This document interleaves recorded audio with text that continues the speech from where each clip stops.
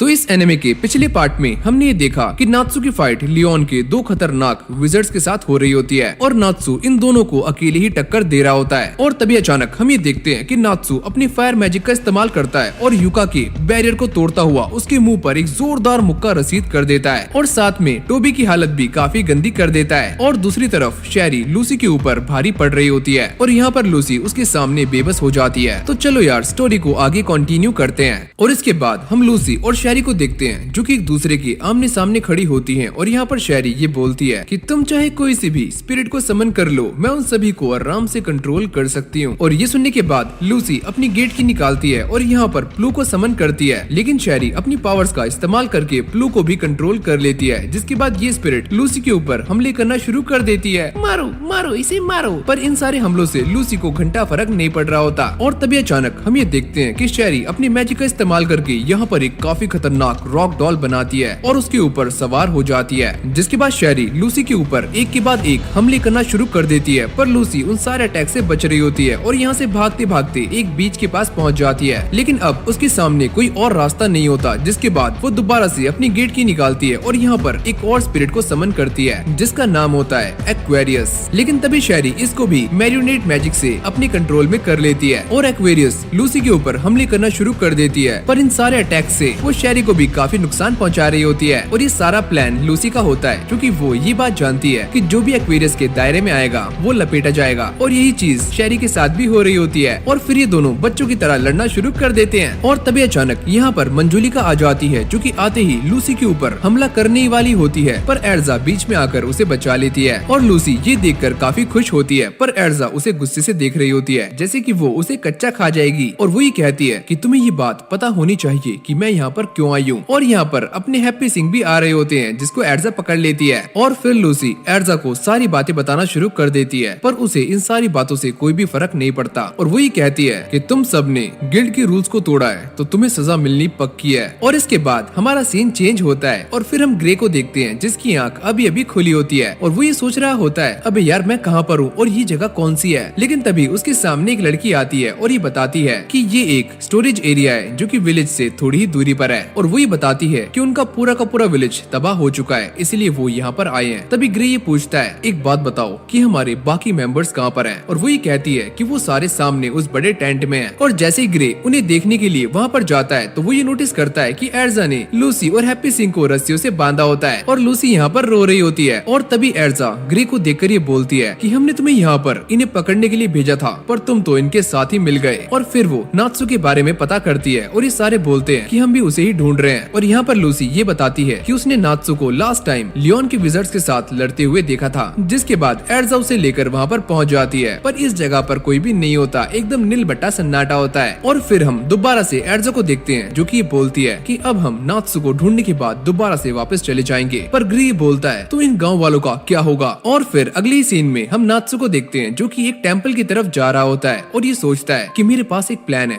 अब पता नहीं भाई इस बंदे के दिमाग में क्या खिचड़ी बन रही है। और इसके बाद हम दोबारा से ग्रे और एर्जा को देखते हैं जहाँ पर ग्रे उसे समझाने की काफी कोशिश कर रहा होता है, पर एर्जा उसकी बातें नहीं मानती और उसकी गर्दन पर तलवार रख देती है और ये कहती है अबे सुनो ए अदनंगे, अगर तू भी रूल्स को तोड़ेगा तो तुझे भी सजा मिलेगी, समझा, ज्यादा शान पत्ती मत कर। लेकिन तभी ग्रे उसकी तलवार को पकड़ लेता है और ये बोलता है कि मैं ये बात अच्छे से जानता हूँ कि क्या सही है और क्या गलत, और जब तक इस गाँव की सारी दिक्कतें खत्म नहीं हो जाती मैं यही रहूंगा इस गाँव में और तुम मेरा कुछ बिगाड़ नहीं सकती। और ये सारी बातें सुनने के बाद एर्जा उन सभी की रस्सियां खोल देती है और उनकी हेल्प करने के लिए मान जाती है। और फिर अगली सीन में हम उसी कुत्ते वाले विज़र्ड को देखते हैं जिसका नाम होता है टोबी और वो लियोन से बातें कर रहा होता है। और तभी यहाँ पर उसी मास्क वाले बंदे की एंट्री होती है जिसका नाम होता है जोल्टी और वो आकर ही बोलता है कि अगर सारा काम ऐसे ही चलता रहा तो डेलिओरा आज रिलीज हो जाएगा, लेकिन हमें उन विज़र्ड से बचकर रहना होगा क्योंकि वो काफी स्ट्रॉन्ग है। लेकिन तभी लियोन ये बोलता है कि वो सारे कितने भी स्ट्रॉन्ग क्यों ना हो लेकिन वो मेरे आगे टिक नहीं सकते। और तभी अचानक हम ये देखते हैं कि ये पूरा का पूरा टेम्पल हिलना शुरू हो जाता है और इसके अंदर भूकंप आने लगता है। और ये देखकर टोबी की फट रही होती है अबे ओए ये क्या हो रहा है। और ये सारा का सारा काम नात्सु का होता है। और तभी अचानक जमीन के अंदर से आग निकलनी शुरू हो जाती है और जैसे ही आग शांत होती है तभी ये सारे नोटिस करते हैं कि जमीन के नीचे यानी कि ग्राउंड फ्लोर पर नात्सु खड़ा होता है। और लियोन उससे ये पूछता है अबे ओए तू नीचे क्या कर रहा है। तभी नात्सु ये बोलता है मैं मुजरा कर रहा हूँ, आजा तू भी कर ले। और यहाँ पर नात्सु ये बताता है है कि वो इस पूरी की पूरी जगह को डिस्ट्रॉय कर रहा है ताकि ये सारे डेलिओरा को आजाद ना कर सकें। और फिर हमें ये बताया जाता है कि नात्सु ने इस टेम्पल के एक साइड के सारे पिलर्स को तोड़ दिया है, जिससे ये टेम्पल थोड़ा सा झुक गया है। तो अब मूनलाइट सीधी डेलिओरा के ऊपर नहीं पड़ सकती। जिसके बाद हम ये देखते हैं कि नात्सु लियोन के ऊपर हमला करना शुरू कर देता है और उसके पेट में एक जोरदार टक्कर मारता है। लेकिन ये लियोन फेक होता है और रियल लियोन नात्सु के ऊपर अपने आइस मैजिक से अटैक करता है। लेकिन नात्सु उसे बड़ी आराम से डॉज कर लेता है और उसके ऊपर अपनी फ्लेम से अटैक करता है। और तभी हम जोल्टी को देखते हैं जो कि अपनी मैजिक का इस्तेमाल कर रहा होता है और जमीन के अंदर गड्ढा बना देता है और नात्सु इसी गड्ढे के अंदर गिर जाता है। लियोन उससे पूछता है कि आखिरकार तुमने ये क्यों किया। जोल्टी कहता है मैं जानता हूँ कि तुम ही डेलिओरा को हरा सकते हो, तो इसीलिए तुम्हारा सेफ रहना काफी जरूरी है। लियोन कहता है कि तुम्हें क्या लगता है कि ये बच्चा मुझे अपने फ्लेम मैजिक से हरा देगा? ऐसा कभी नहीं हो सकता।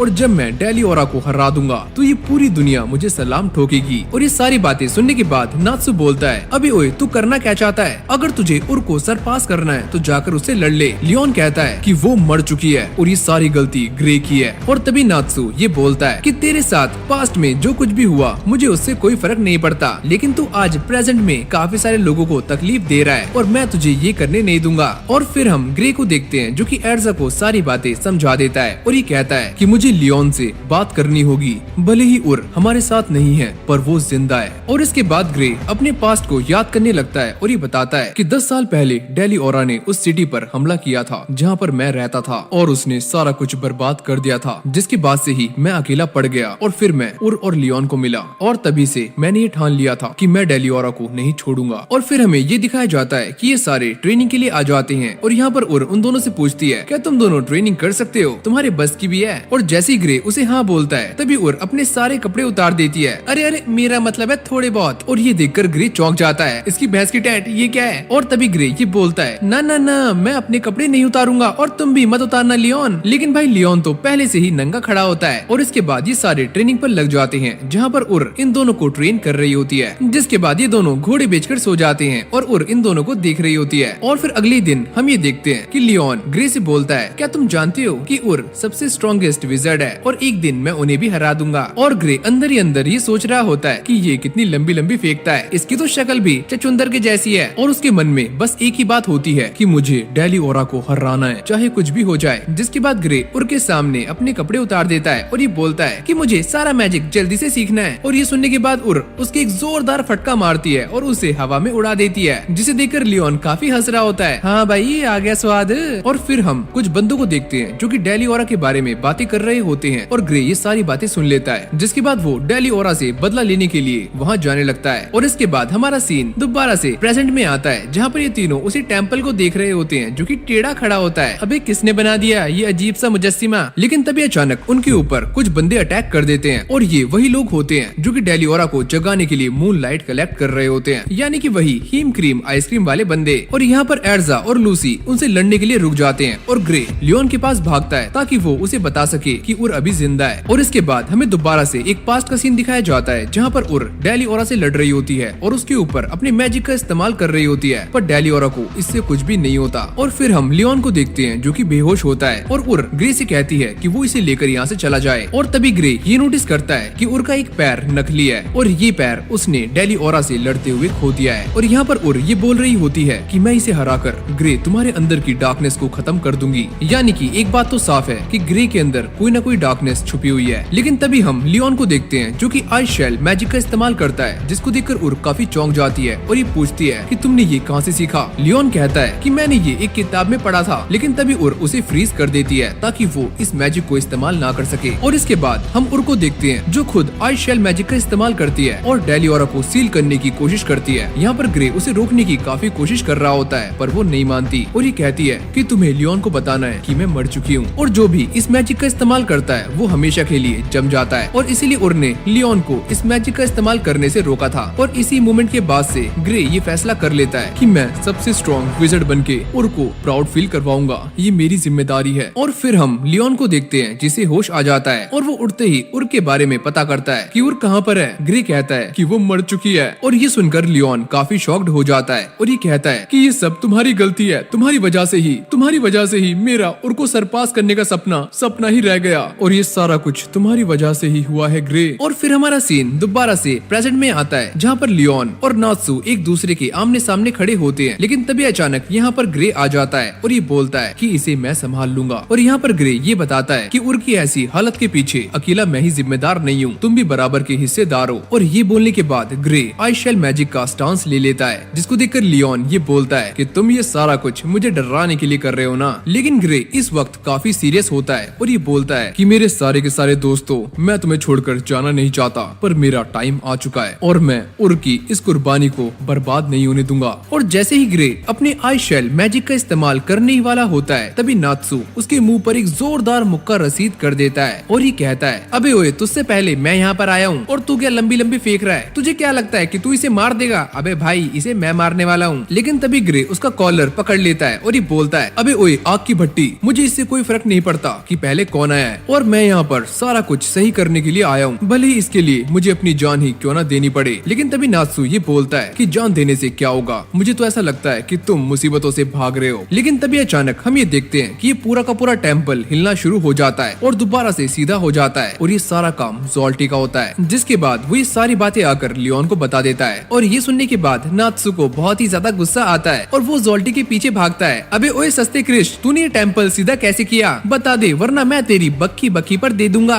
और फिर हम ग्रे और लियोन को देखते हैं जो कि आपस में बातें कर रहे होते हैं और यहाँ पर लियोन ये बताता है कि अगर ग्रे आई शेल मैजिक का इस्तेमाल करता तो लियोन के साथ ही उसे बचा लेते और ग्रे मारा जाता। और यहाँ पर ग्रे लियोन को समझाता है कि वो डेलिओरा को जगाने का सपना भूल जाए, क्योंकि उर अब भी जिंदा है और वो आइस बनकर हम दोनों की रक्षा कर रही है। लेकिन तभी अचानक हम ये देखते हैं कि लियोन ग्रे के ऊपर हमला कर देता है और ये बोलता है कि ये सारी बातें मैं पहले से ही जानता था और वो उर नहीं, बस एक बर्फ का टुकड़ा है। और ये सुनने के बाद ग्रे उसके मुंह पर एक जोरदार मुक्का मारता है और लियोन जाकर पीछे दीवार में भिड़ता है और इससे लियोन का गाल भी थोड़ा सा चपटा हो जाता है। और फिर ये दोनों बिना मैजिक के लड़ना शुरू कर देते हैं, जहाँ पर लियोन ग्रे के ऊपर काफी भारी पड़ रहा होता है। और फिर हम दोबारा से नात्सु को देखते हैं जो कि ज़ोल्टी का पीछा कर रहा होता है और ये बोलता है, अबे ओए बता देना कि तूने इस टेम्पल को सीधा कैसे किया? लेकिन तभी ज़ोल्टी उसके ऊपर एक काफी बड़ा पत्थर का पीस गिरा देता है, लेकिन नात्सु अपने एक ही मुक्के से उसे चकनाचूर कर देता है। लेकिन तभी वो ये नोटिस करता है कि ज़ोल्टी ने अपने मैजिक से इसे दोबारा से सही कर दिया है और वो ये कहता है कि मैंने ऐसे ही इस टेम्पल को भी सही कर दिया। लेकिन नात्सु को उसकी एक भी बात पल्ले नहीं पड़ती और ज़ोल्टी यहाँ से गायब हो जाता है। और फिर अगली सीन में हम दोबारा से लियोन और ग्रे को देखते हैं जो कि एक दूसरे से भिड़ रहे होते हैं और यहाँ पर लियोन ग्रे के ऊपर काफी भारी पड़ रहा होता है और उसे कुत्तों की तरह मारता है और पिटते पिटते ग्रे की हालत काफी खस्ता हो जाती है। लेकिन तभी वो एक पास्ट को याद करता है जहाँ पर नात्सु और ग्रे छोटे बच्चे होते हैं और नात्सु यहाँ पर काफी पिट रहा होता है। लेकिन नात्सु बार बार पिटने के बाद भी दोबारा से खड़ा हो जाता है और वो हार नहीं मानता। और इन सारी बातों को याद करने के बाद ग्रे के अंदर दोबारा से जोश भर जाता है और वो दोबारा से लियोन के साथ लड़ना शुरू कर देता है। लेकिन इस बार ये दोनों एक दूसरे को बराबर का डैमेज दे रहे होते हैं और यहाँ पर ग्रे लड़ते लड़ते नात्सु के साथ अपनी फाइट को याद कर रहा होता है और ये फाइट भी बिल्कुल वैसी होती है। लेकिन नात्सु के साथ उसकी फाइट ड्रॉ हो जाती है। लेकिन लियोन के साथ फाइट में ग्रे उसके मुंह पर एक जोरदार लात मारता है और उसे नीचे गिरा देता है। और इसके बाद हमारा सीन चेंज होता है और हम ये देखते हैं कि लूसी और एर्जा अब भी उन सारे बंदों से लड़ रही होती हैं। और तभी लूसी यहाँ पर कैंसर को समन करती है, लेकिन वो एर्जा के लिए गुलाब के फूल लेकर आया होता है। और इसके बाद कैंसर उन बंदों के ऊपर भारी पड़ना शुरू हो जाता है और उन्हें हरा देता है। और तभी ये प्रेस्ट बोलते हैं कि हम तुम्हें कोल्ड एम्परर के काम में दखल देने नहीं देंगे। लेकिन तभी एर्जा उन बंदों को ध्यान से नोटिस करती है तो उसे ये पता चलता है कि ये सारे लोग उसी शहर से हैं जहाँ पर डेलिओरा ने पिछली बार अटैक किया था। और इसके बाद हमारा सीन दोबारा से ग्रे पर आता है और हम ये देखते हैं कि इस बार ग्रे लियोन के ऊपर काफी भारी पड़ रहा होता है। लेकिन तभी अचानक लियोन अपनी मैजिक का इस्तेमाल करता है और ग्रे के ऊपर हमले करने शुरू कर देता है, जबकि इन दोनों ने बिना मैजिक के फाइट करने का फैसला किया था, यानी कि लियोन चीटिंग कर रहा होता है। और इसके बाद हम ज़ोल्टी को देखते हैं जो कि डेलिओरा को देख रहा होता है। लेकिन तभी नात्सु पीछे से उसके ऊपर हमला कर देता है, तेरी भैंस की टैंट, तूने बताया नहीं ना मुझे। पर ज़ोल्टी उसके अटैक से डॉज कर लेता है। लेकिन तभी नात्सु ये नोटिस करता है कि धीरे धीरे डेलिओरा की आइस मेल्ट हो रही होती है और ये रिचुअल वही कुत्ते जैसा विजर्ड यानी कि टोबी परफॉर्म कर रहा होता है। और ये देखकर नात्सु उसे रोकने के लिए आगे जा ही रहा होता है, पर ज़ोल्टी उसको रोक लेता है। और इसके बाद ये दोनों भी लड़ना शुरू कर देते हैं और नात्सु भी अपनी फायर मैजिक का इस्तेमाल कर रहा होता है। और इसके बाद हम दोबारा से लियोन को देखते हैं जिसको इस बात का पता चल जाता है कि डेलिओरा की आइस मेल्ट होनी शुरू हो गई है। और फिर वो अपनी मैजिक का इस्तेमाल करता है और ग्रे के ऊपर एक के बाद एक हमले कर रहा होता है और ये कहता है कि मैंने नॉलेज गेन की है और तुम उस बेकार से गिल्ड में सड़ रहे हो। और यहाँ पर ग्रे ये बताता है कि मैंने वही किया जो कि मेरी मास्टर उर ने मुझसे करने के लिए कहा था और इसीलिए मैंने फेरी टेल को ज्वाइन ज्वाइन कर लिया, जहाँ पर मुझे काफी स्ट्रॉन्गेस्ट विजर्ड्स मिले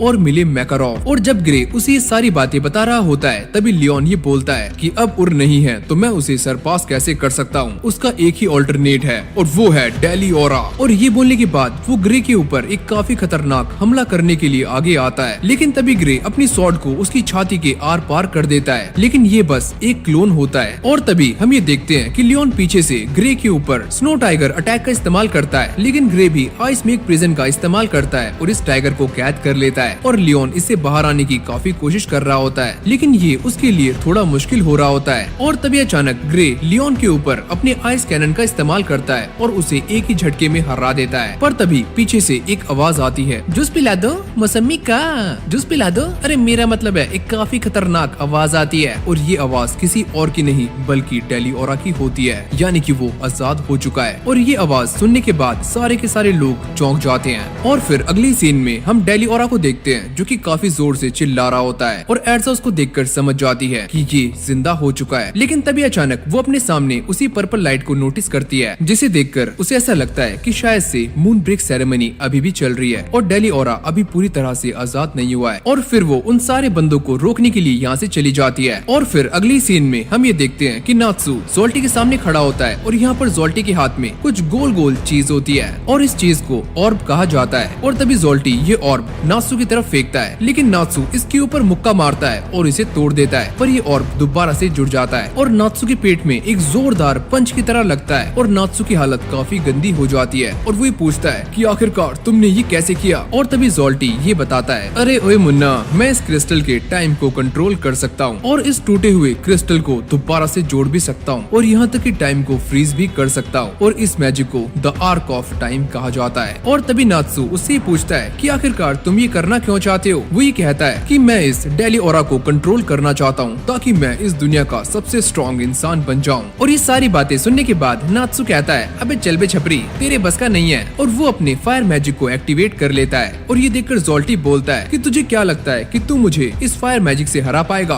और ये सुनते ही नात्सु उसके ऊपर हमला करने के लिए कूद जाता है और उसके मुंह पर एक जोरदार मुक्का रसीद कर देता है और उसका पूरा का पूरा जबड़ा हिला देता है। और फिर दूसरी तरफ हम ये देखते हैं कि एर्जा टोबी को रोक लेती है और ये सारे खुश हो रहे होते हैं क्योंकि इन्हें ऐसा लगता है कि सेरेमनी रुक चुकी है। पर तभी टोबी ये बोलता है कि तुम्हें काफी देर हो चुकी है और मैंने ये सेरेमनी कंप्लीट कर दी। और तभी अचानक हम ये देखते हैं कि डेलिओरा आजाद हो जाता है और ये देखकर ग्रे उसके सामने खड़ा हो जाता है और नात्सु उससे बोलता है कि हमें इसे रोकना होगा। और फिर हम लियोन को देखते हैं जो कि थकीली हालत में इस तरफ आ रहा होता है। डेलिओरा, मैं इसे हराऊंगा और अपना सपना पूरा करूंगा। और फिर हमें एक पास्ट का सीन दिखाया जाता है जहाँ पर लियोन कुछ बंदों से स्ट्रॉन्गेस्ट विजर्ड के बारे में पता करता है और ये उसे उर के बारे में बताते हैं। और इसके बाद लियोन उर के पास जाता है और उससे ये पूछता है कि तुम मुझे मैजिक क्यों सिखा रही हो और शायद तुम मुझे अपनी बेटी का रिप्लेसमेंट मानती हो। लेकिन उर उसे समझाती है कि वो उसकी बेटी का रिप्लेसमेंट नहीं है। और इसके बाद हमारा सीन दोबारा से प्रेजेंट में आता है जहाँ पर हम ये देखते हैं कि ग्रे डेलिओरा को सील करने के लिए आइशियल मैजिक का इस्तेमाल करने ही वाला होता है और वो अपनी पूरी ताकत लगा रहा होता है। और तभी नात्सु उसके पास आकर खड़ा हो जाता है और उसे ऐसा करने से मना कर रहा होता है, पर ग्रे उसकी बातों को नहीं मानता। और तभी नात्सु उससे ये बोलता है कि अगर तुम्हें ये मैजिक इस्तेमाल करना है तो मेरे सामने करो, मैं तुम्हारे सामने से नहीं हटने वाला। और तभी अचानक हम ये देखते हैं कि डेलिओरा नात्सु के ऊपर एक जोरदार हमला करता है, लेकिन नात्सु भी अपने फायर मैजिक का इस्तेमाल करता है और डेलिओरा के हमले को रोक लेता है। और यहाँ पर नात्सु अपनी पूरी ताकत का इस्तेमाल कर रहा होता है और उसकी ताकत इतनी ज्यादा बढ़ जाती है कि वो एक ही झटके में डेलिओरा को मौत के घाट उतार देता है। और ये देखकर सारे के सारे लोग चौंक जाते हैं और लियोन को भी इसके ऊपर यकीन नहीं होता। और तभी ये बात सामने आती है कि डेलिओरा नात्सु की पावर्स की वजह से नहीं मरता और उसको मारने वाली उर होती है जो कि इतने लंबे टाइम से उसके ऊपर आइस बनकर उसकी पावर्स को कम कर रही होती है। और उर ने धीरे धीरे करके उसकी पूरी लाइफ फोर्स को खींच लिया था और इसी तरह से डेलिओरा मारा जाता है। और फिर अगली सीन में ये सारे केव से बाहर आ जाते हैं और अपनी खुशी का जश्न मना रहे होते हैं। और यहाँ पर नात्सु और हैप्पी सिंह बहुत ही ज्यादा खुश हो रहे होते हैं क्योंकि उन्होंने खुद ही एस क्लास क्वेस्ट को पूरा कर लिया होता है। लेकिन तभी अचानक हम एर्जा को देखते हैं जो कि उन सभी को एक गुस्से वाला लुक देती है, जिसको देखकर इन सभी की बोलती बंद हो जाती है। और यहाँ पर एर्जा इन सभी को ये बताती है कि अभी ये सारा कुछ ठीक नहीं हुआ है। जिसके बाद ग्रे लियोन से इसके बारे में पता करता है, पर लियोन को इसके बारे में कुछ भी पता नहीं होता और इन सभी का एस क्लास क्वेस्ट अभी पूरा नहीं होता क्योंकि सारे के सारे विलेजर्स अब भी मॉन्स्टर्स के अंदर तब्दील हो रहे होते हैं और उन्हें सही करना अभी बाकी है। और यहाँ पर लियोन ये बताता है कि मैं भी उस मून ड्रिप के नीचे था पर मुझे कुछ नहीं हुआ और मुझे उन लोगों पर विश्वास नहीं है। मुझे ऐसा लगता है कि वो लोग कुछ छुपा रहे हैं। और फिर अगली सीन में हम ये देखते हैं कि सारे के सारे विलेजर्स लियोन का साथ इसीलिए दे रहे होते हैं क्योंकि डेलिओरा ने उनके घर को और गांव को तबाह कर दिया होता है और इसीलिए ये सारे के सारे विलेजर्स उससे बदला लेना चाहते थे। और फिर हम ग्रे को देखते हैं जो कि लियोन से ये बोलता है कि मेरे ख्याल से तुम्हें भी एक गिल्ड ज्वाइन कर लेना चाहिए और नए दोस्त बनाने चाहिए और शायद तुम्हें अपनी लाइफ में एक नया गोल भी मिल जाए। और फिर अगली सीन में हम ये देखते हैं कि ये सारे के सारे गाँव वालों को ढूंढने के लिए उनके कैंप में आ जाते हैं पर उन्हें यहाँ पर कोई भी नजर नहीं आता।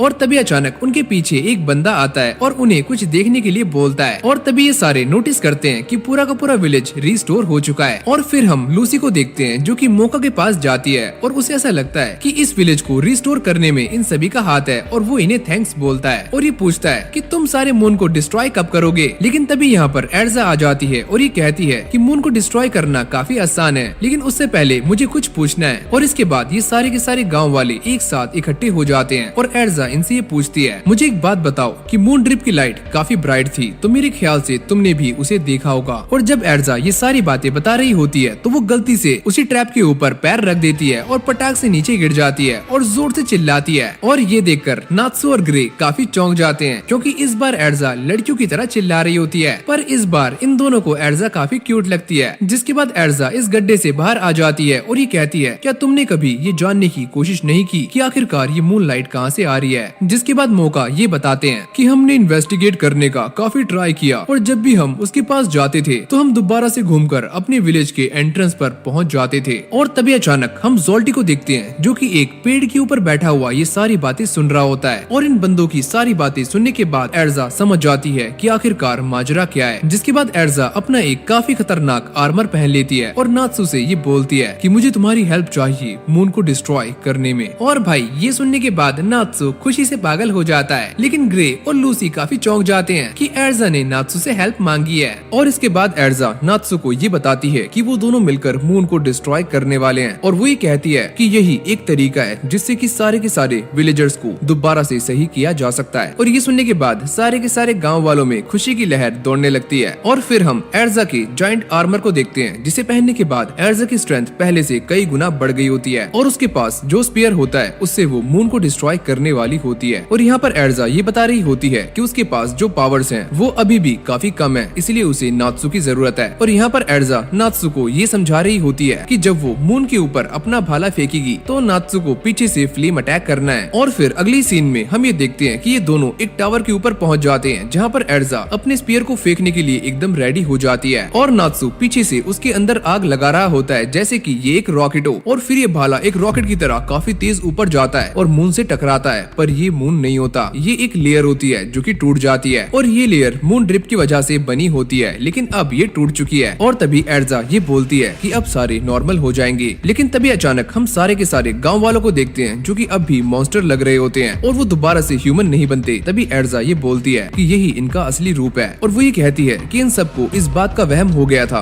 कि ये ह्यूमंस थे लेकिन असली में ये सारे डीमंस थे। और फिर एर्जा इस बात को भी क्लियर कर देती है कि ये सारे के सारे गाँव वाले टेम्पल के पास तक क्यों नहीं जा पा रहे थे क्योंकि ये सारे डीमंस थे और टेम्पल के अंदर जो मून लाइट कलेक्ट हो रही थी वो काफी प्योर थी तो इसीलिए ये सारे विलेजर्स उसके पास तक नहीं जा पा रहे थे। और फिर हम ये देखते हैं कि बोबो यहाँ पर आ जाता है और वो इन सभी को गाँव वालों को बचाने के लिए थैंक्स बोलता है और उसे देखकर ग्रे काफी चौंक जाता है और ये बोलता है अबे ओए तू अभी तक जिंदा है। बोबो कहता है कि हाँ मैं इतनी आसानी से मर नहीं सकता पर तू तो उस दिन गायब हो गया था। और ये सुनने के बाद बोबो दोबारा से गायब हो जाता है और ये देखकर उन सभी की दोबारा से फटने लगती है। और तभी बोबो ये बताता है कि मैं वो अकेला ही था जो कि ये बात जानता था कि हम सारे डीमंस हैं और इन सभी को ऐसा लगता था कि ये सारे ह्यूमंस हैं। और इसके बाद विलेज के चीफ यानी कि मोका उसे उड़कर गले लगा लेते हैं और ये सारे के सारे डीमंस उड़ना शुरू कर देते हैं। और फिर अगली सीन में हम ये देखते हैं कि ये सारे डीमंस एक पार्टी रखते हैं और आराम से बाटली पी रहे होते हैं। और फिर हम ग्रे को देखते हैं जो कि आराम से बैठा हुआ सूप पी रहा होता है। लेकिन तभी सारी की सारी डीमन लड़कियां उसके पास आती हैं और एक लड़की ये बोलती है कि हमारे गाँव की सारी सारी लड़कियां तुम्हारे ऊपर लट्टू हैं। और फिर हम लूसी को देखते हैं जो कि विलेज के चीफ के पास खड़ी होती है, जो कि ये बोलता है कि हमने ये सारा का सारा ह्यूमर इसीलिए फैलाया था ताकि यहाँ पर इंसान ना आ सके, और हमें लगता था कि ये इंसान हमें एक्सेप्ट नहीं करेंगे। लेकिन भाई नात्सु की टीम से मिलने के बाद इन सब का नजरिया चेंज हो जाता है। और फिर अगली सीन में हम लियोन के तीनों विजर्ड्स को देखते हैं जो कि इन सभी पर नजर रख रहे होते हैं। जिसके बाद लूका और शेरी गांव के अंदर आ जाते हैं और ये बोलते हैं कि हमें तुमसे कुछ बात करनी है और कुछ मामला सेटल करना है। और तभी नात्सु उनसे लड़ने के लिए अपने फायर मैजिक को एक्टिवेट कर लेता है। लेकिन तभी ये गांव वाले बोलते हैं कि इनसे तो हम ही निपट लेंगे। और ये सुनने के बाद एर्जा काफी खुश हो जाती है, लेकिन वो ये बोलती है कि इन्हें मुझे हैंडल करने दो। जिसके बाद नात्सु और लूसी एर्जा को इन दोनों के बारे में बता देते हैं कि ये दोनों कौन कौन सी पावर्स का इस्तेमाल करते हैं और इनके पास कौन कौन सा मैजिक है। और ये सुनने के बाद एर्जा उन दोनों को बिना मैजिक के ही कूटना शुरू कर देती है और उन्हें एक एक फटका मारकर नीचे गिरा देती है। और तभी शेरी ये बोलती है कि तुम काफी अमेजिंग हो और हमसे स्ट्रॉन्ग भी। लेकिन ये दोनों अपने कामों को लेकर काफी शर्मिंदा होते हैं और ये बोलते हैं कि जब हम छोटे थे तो डेलिओरा ने हमारे गांव पर हमला कर दिया था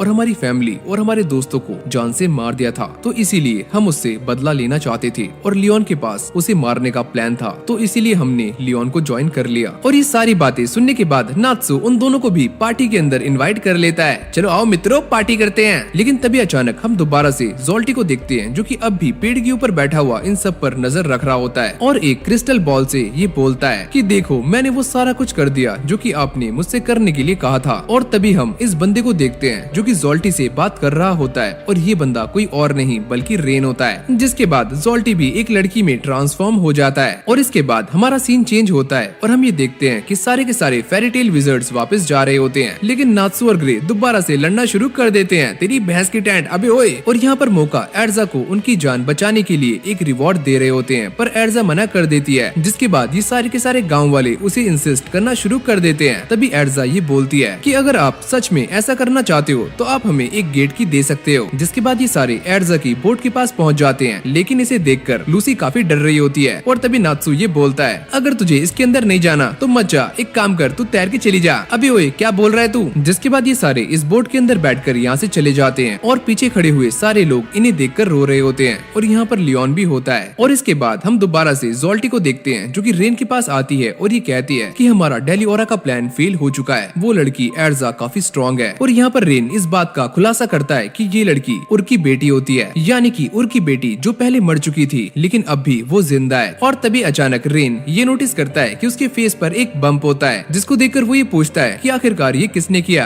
क्या ये नात्सु ने किया। और यहाँ पर ये नात्सु की तारीफ करना शुरू कर देती है और ये कहती है कि वो दिन ब दिन काफी स्ट्रॉन्ग होता जा रहा है। रेन बोलता है हाँ ये तो होना ही था, आखिरकार वो एक नील का बेटा जो है, लेकिन मेरा सपना पूरा करने के लिए उसे अभी काफी स्ट्रॉन्ग बनना होगा। और फिर अगले सीन में हम सारे के सारे फेरी टेल विजर्ड्स को देखते हैं जो कि अपने टाउन के अंदर आ जाते हैं। और यहाँ पर ग्रे ये बोलता है कि हमने इतना सारा कुछ किया पर मिला क्या, एक गेट की। और तभी एर्जा ये बताती है कि ये एक अनऑफिशियल काम था तो इसीलिए हम रिवॉर्ड नहीं ले सकते थे। और जब ये तीनों आगे जा रहे होते हैं तभी एर्जा इनको रोक लेती है और ये बोलती है कि तुम सारे पनिशमेंट के लिए तैयार हो जाओ। लेकिन ये सारे बोलते हैं कि हमने तो एस क्लास क्वेस्ट को पूरा कर लिया है। लेकिन तभी एर्जा ये बोलती है कि तुमने उसे चुराया था तो इसके लिए तुम्हें सजा मिलकर रहेगी। और ये कहने के बाद एर्जा नात्सु को पकड़ लेती है और उसे घसीट कर यहाँ से लेकर जा रही होती है। अरे ओए मुझे कहाँ लेकर जा रही हो। और मुझे ऐसा लगता है कि आज तो मैं पक्का गया। ग्रे और लूसी उसे देखकर काफी टेंशन में होते हैं और इन दोनों की भी फट रही होती है। और बस अब देखना ये है कि इन सबको कौन सी पनिशमेंट मिलने वाली है और नात्सु इससे बचने के लिए कौन कौन से गुल खिलाता है। तो इसी के साथ हमारी ये वीडियो यहीं पर एंड हो जाती है। अगर आपको ये वाली वीडियो अच्छी लगी हो तो वीडियो को लाइक करके चैनल को सब्सक्राइब करना मत भूलना। और अगर आपने इस एनिमे के पुराने पार्ट्स अभी तक नहीं देखे तो सारे के सारे पार्ट्स आपको नीचे डिस्क्रिप्शन में मिल जाएंगे, आप जाकर वहाँ से चेकआउट कर सकते हो। बाकी आप हमें इंस्टाग्राम और व्हाट्सएप पर भी फॉलो कर सकते हो, सभी के हैंडल्स आपको नीचे मिल जाएंगे, तो फटाक से जाकर फॉलो कर लो। और इस एनिमे के अगले पार्ट के लिए आप मुझे नीचे कमेंट कर देना। तो चलो यार इस वीडियो को यहीं पर एंड करते हैं और मैं मिलता हूँ आपसे नेक्स्ट वीडियो में। तब तक के लिए टेक केयर, गुड बाय।